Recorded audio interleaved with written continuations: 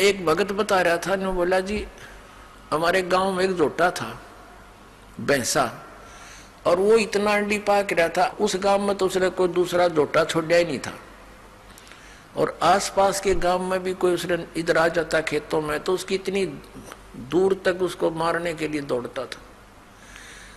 एक बार हमारा तालाब खुदवा रखा था, जोड़ गांव का तालाब खुदवा रखा था, गहरे गड्ढे कर देते हैं कि वर्षा होगी तो जल घना स्टॉक हो जाएगा इस उद्देश्य से,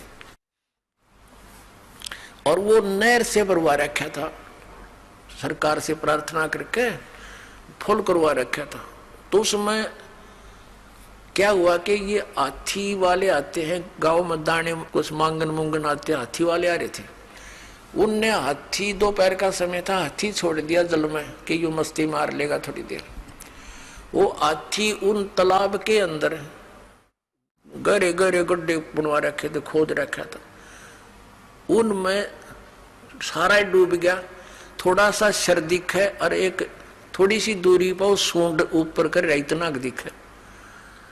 वो जोटा आ गया, वो भैंसा स्नान करने के लिए, पानी पीने के लिए। अब उसने देखा कि दूसरा भैंसा कैसे आ गया मेरी जोडेक्शन में, इसकी हिम्मत कैसे पड़ गई। उसने हाथी का सिर दिखा था, उसने सोचा यो भी कोई जोटा है, भैंसा है, तो उसकी तरफ चलानो खखा के पानी में, जल में, अगदो से भी इसको मार डालूंगा। अब हाथी ने देखा कि इसने आ लड़ते निकट सी, वो हाथी खड़ा हो गया, वो सारा बाहर निकला, वो जोटे ने देखा, उसका कलजा पाट गया, इतना स्पीड तो भाग गया, नो क्या था, नो मुंह बा लिया, और हमारी 3 किलोमीटर सीमा है गांव की, उससे पार जाकर उसने पीछे मुड़कर देखा।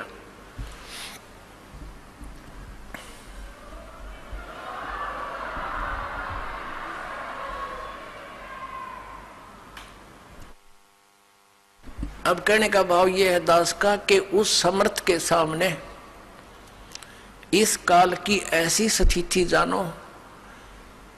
अब तक तो ये हमारे ऊपर बहुत प्रभाव जमाए बैठा था, जब इस परमात्मा का ये सच्चा ज्ञान अपने आत्मा, अभी तक तो हमने कबीर जुलाहा दिखे था और वो हाथी का सिर दिखे था। अब ये जुलाहा सारा बार निकला, इन्होंने सोच लो कलजा पाट जाएगा इसका काल का।